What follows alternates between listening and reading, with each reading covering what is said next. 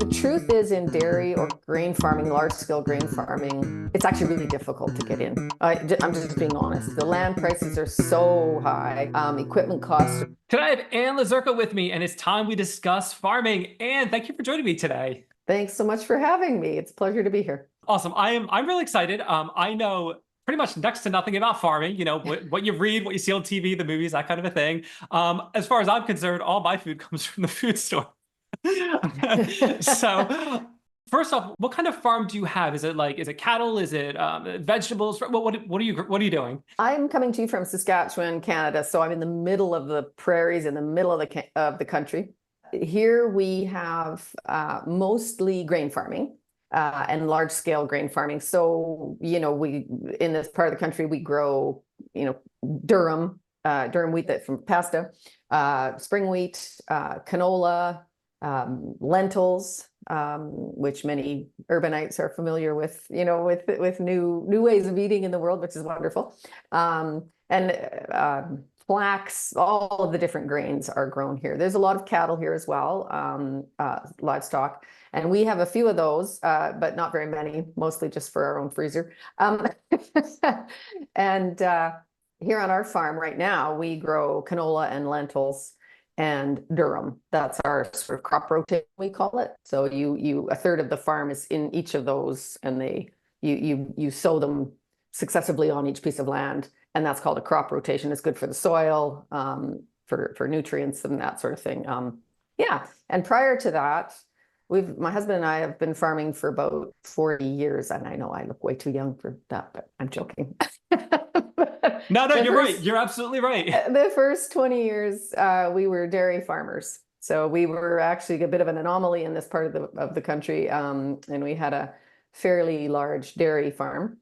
And so of course we, produced milk for bulk, going into grocery stores where you found it.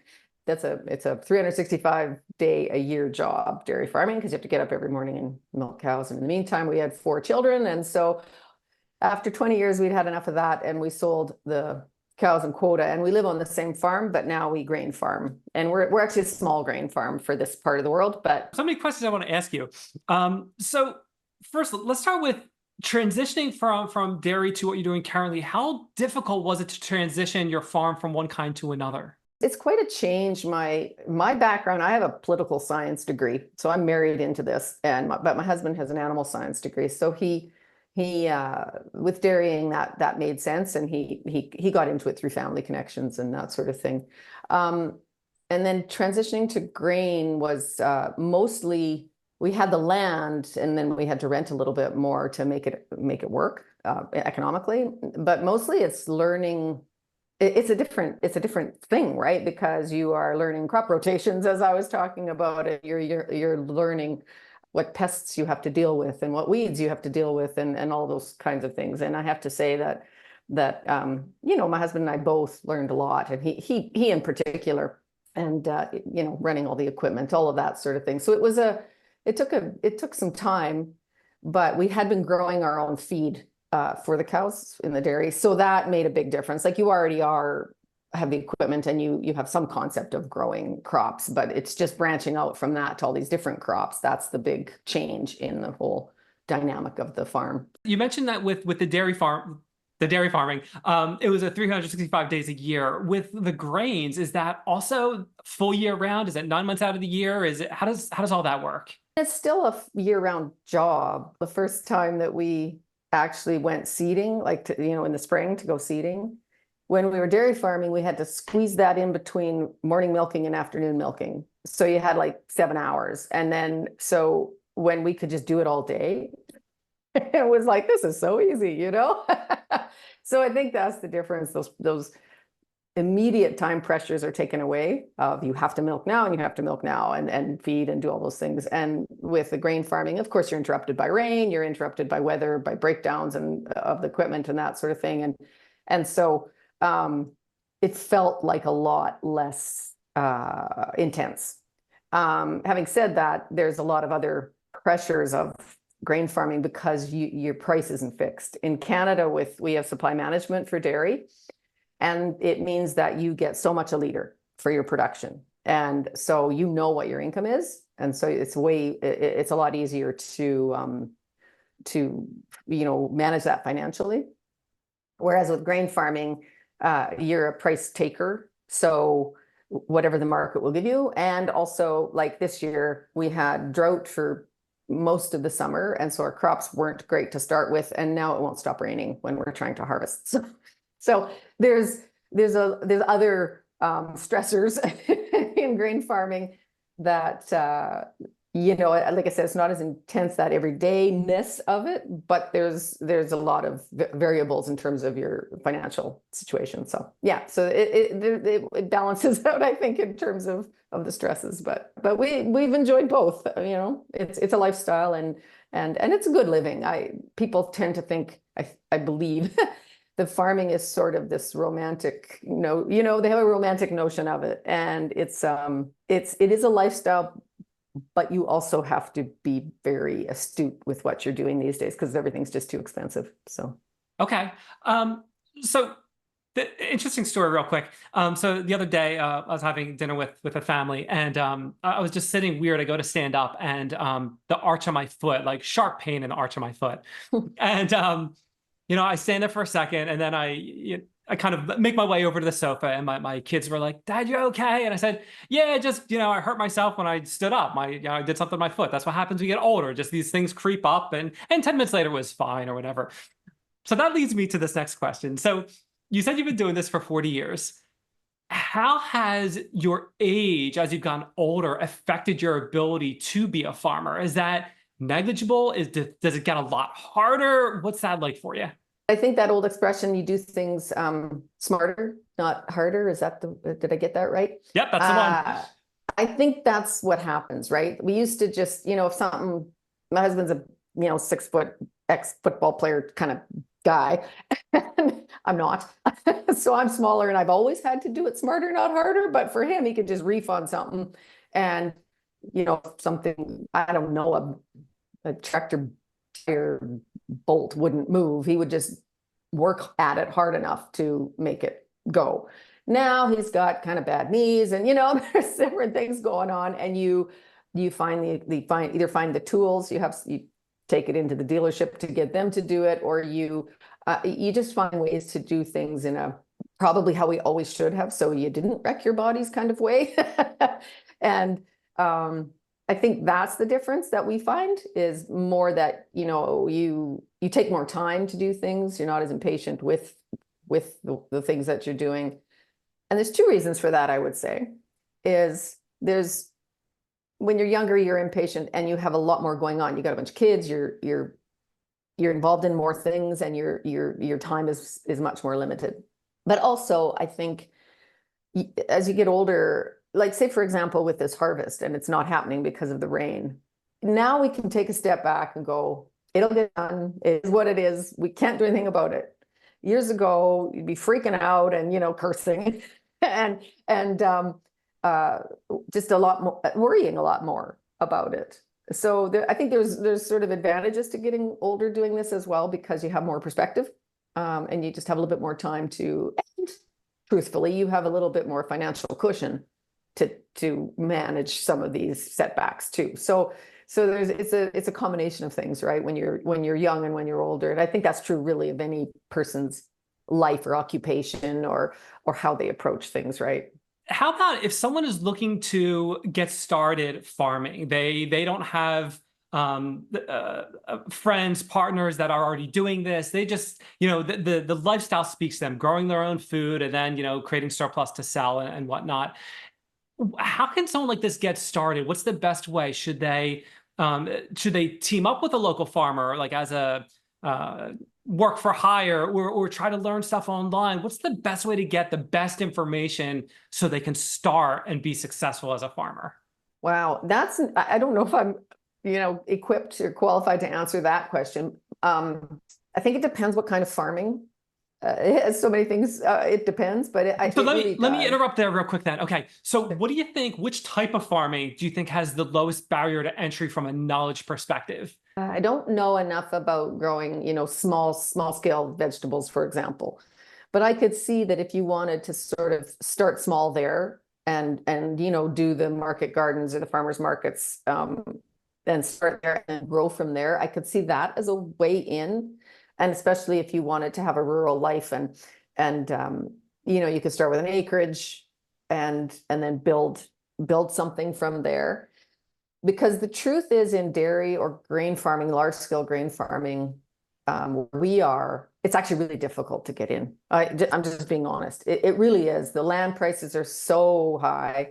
Equipment costs are so great. That's very difficult for someone with no connections to the farm to get in. Having said that, I write for agricultural magazines. I have written stories about farmers, say like us, with a smaller farm and nobody who wants to take it over, partnering, like you said, with someone who works for them or works their way in, and they work together to support that younger person to eventually take over the farm. And I have written about that and seen it, and that can be successful. So there are ways to do it, but you have to start early. And I think when you say a knowledge base, this might come as a surprise, but in Canada anyway, there are very few farmers who don't have post-secondary education. There's just an ag degree or ag economics degree. Some don't. I mean, I shouldn't say. I did a story where I found stats on that, and it's quite high, the number that do. And I think that is because it's so intense. It's expensive. You don't want to make mistakes. And that small farmer, Joe, who used to, have a few acres, they don't really exist anymore. And I think that's in people's imagination a little bit. And I hate to, break people's bubbles about that, but it's true, at least here on the prairies in Canada. That's awesome information, because my show is all about, obviously, finding different careers and discovering them and finding what speaks to different people. But as part of that, it's important for me that, we address any barriers that could potentially exist that could keep people from pursuing their dream career, for instance. And it's nice to know that, if someone, they really want to be a farmer, that's what they want to do, that knowing that it could be very challenging to break into that is incredibly helpful to know. So that's awesome. I appreciate that. And even the fact that you talk about the post-secondary degree, like having that, really, really awesome to know. Now, what about, and obviously this will be different depending on the countries, are there is there government aid, grants, things like that to start or sustain farming? Does any of that exist that you know of? There's a lot of very complex agricultural policy, right? And some would say it's subsidized, some would say it's supportive. There's arguments or whatever you want to call it on all sides, but there are programs. Because in North America, we tend to have a cheap food policy, we call it. And so we don't want food, you wouldn't know it now with the inflationary effects right now, but we don't want food to be too expensive for consumers. And relative to our income compared to Europe, it is actually relatively cheap for us. But to do that, then they need to help the farmers out so we can make a living and grow the food, right? So that's kind of the thinking behind those programs. And so here we have things like crop insurance, for example. So we had some hail, so we had taken out hail insurance and crop insurance, and we pay a third, and our provincial government pays a third, and the federal government pays a third of the premium for that. So they help us out that way. So if we have a crop failure, we're not going to go under. And so there's programs like that. There's other risk management programs, they're called, and I'm sure you have the same thing with different names in the US and around the world, really, that support their farmers. So straight up, here's some money, no, there isn't that. It's usually a partnered kind of thing. Yeah, so that's kind of how those programs work. But yes, farming is supported. And some people would say that creates, I don't know, it's not capitalist enough to do that, but it's food, right? And I think food security is also important. So those programs exist for that. So fascinating. I have such a simple mind when it comes to farming. It's like, you put the stuff in the ground, it grows. You have to water, you have to, whatever. But you talk about crop insurance, protecting against potential, liabilities. It's just something that it makes sense. never would have crossed my mind. So stuff like that is really, really cool to hear about. When you end up in a rural place, you have that rural mindset. And I mean, I don't know what kinds of things go on in, and I mean, I do, I'm not, you know, we don't live out here isolated from the world. But the way you think about things and the things you think about are quite different, you know. Yeah, yeah. Us, it's how, you know, is the snowblower working for when it snows and we need to blow out the lane so we can get to town, you know? There's something other people don't think about. Exactly, exactly. Yeah. It reminds me, our conversation reminds me very much of, I spoke with, I forgot the woman's name, but she was an oyster farmer. And right out of the gate, she like launches into what it's like being an oyster farmer, very concisely, but full of all kinds of vernacular that's specific to that industry. And my face just like glazed over, and she's like, "Okay, let me try this again." And guess what? So it's kind of neat. Like whenever I like that situations like this where it's like get the experience of what it's really like. That's so cool. Now. And you're also a writer. You talked about that a little bit. You said you write for, I think you said it was a magazine, but you're also an award-winning author for a novelist, I believe, correct? Yes. Yes. Yeah. Okay. Yeah. So let's take a couple minutes. Let's talk about that. So for starters, how many books have you written? And generally speaking, what are they about? What genres do they fall into? I've written two books that have been published. They're both historical fiction. The first is called Dolly Bird, and it's set in rural Saskatchewan, and it's about a young woman who is sent, it's in the early 1900s, so just when Saskatchewan was becoming a province. And it's about a young woman who's sent west from the East Coast because she's pregnant out of wedlock. And at the time, she becomes what was termed a dolly bird here was someone who went out to set up house with a homesteader, right? But there was always this question of what they actually were. Right, you know, locally, who were these women? But she's actually had been training to be a doctor, and so it's the story of her and Dylan, who is the homesteader. And no, it's not a love story. It's sort of, you know, showing the small mercies that can save people on a prairie that at that time was quite wild and difficult and hard on people. And it's you know, a story of a woman sort of taking charge of her future. And you know, it's something you can kind of relate to on one level living here. So that's what that story is about. And the second novel is completely different, like completely different. It's set in Indonesia during the Indonesian War of Independence. And the title is What is Written on the Tongue. And it actually is based on my dad's time with Dutch forces in Indonesia after the Second World War. And yeah, so he was a teenager during the occupation of Holland. And then right after the war, he was drafted and sent to Indonesia to reclaim it as a colony because it had been a colony prior. And that war, there's so little known about it because nobody talks about it. But it was a little bit like Holland's Vietnam, actually. That kind of colonial war, guerrilla warfare, that sort of thing. And my dad was there.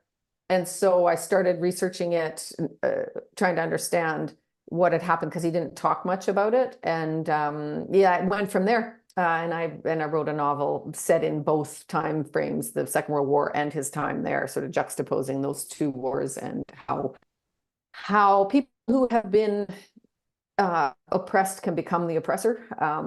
That sort of thing. So it's a fairly heavy novel, but it won a couple of awards. And Dolly Bird won the Willa Award in the States for historical fiction. So yeah, so those have done pretty well, and I'm working on a third. And I've had short stories and poetry published, and I, you know, been a mentor in the writing community and that sort of thing. So I'm fully engaged in the writing world here. That is awesome. I love that. I love that you mentioned the award that you won. That is quite a feather in the cap. I love that. You know, I've said this on previous shows where it's like I have a lot of respect for people that can write, because I am not a writer by any stretch. So I have a lot of respect for that. When it comes to your first book that you wrote, how did you finally take that, I'm going to say leap for lack of better words, where you're like, yes, I am going to write a book, I'm going to do this? It was just something that happened kind of gradually over time, and then it was, you know, just followed the natural progression. What was that like for you? Yeah, well, it's kind of I think it was more the gradual thing, although, right, you know, from the time I moved into this community, I was with the local writers group, and I haven't always been writing, but sort of out of university, and that I've I was writing poetry and short fiction and that sort of thing. Nothing published, but I was sort of always working on the craft. And then I don't know, my kids were youngish, and I started writing what I thought was a short story based on this dolly bird. I had been researching something else, and I came across that term. And I just kept writing. And at one point, I kind of thought, oh, I think I'm writing a novel, And I'd done some workshops through our provincial writers guild here, they're fabulous, the Saskatchewan Writers Guild. And so workshops through them and some mentorships that I had a mentor that I worked with. And then eventually that book was published to some pretty decent success, locally and in Canada. And so, well, and obviously, in the States with that award. But so I thought, okay, I can do this. And so I started focusing more of my attention on the writing.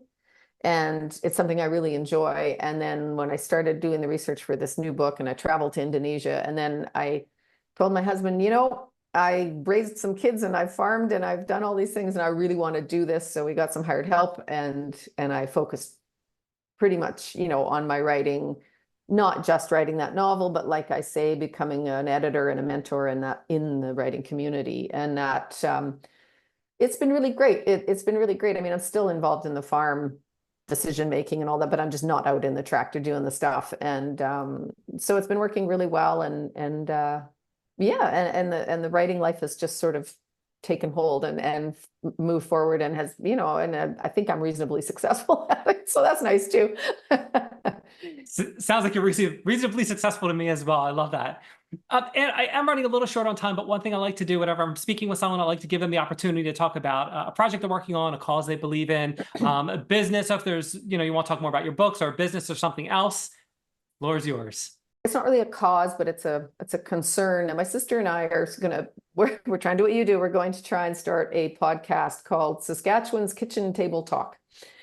And what we want to do is have sort of conversations about, difficult political things that are going on, but approach it from we're saying it's conversations for the moderate middle, because there's so much anxiety and I don't know, vitriol and, things going on either end of the spectrum. And so we want to approach these topics from some kind of rational place where we can have a conversation with each other and disagree. And that's okay, and have coffee at the kitchen table while we disagree, that type of thing. So that's a project that we're working on. And I think it's important for us as a society and for democracy and all of those big things. But we want to start at the kitchen table. So that's something I'm working on right now with my sister. So yeah.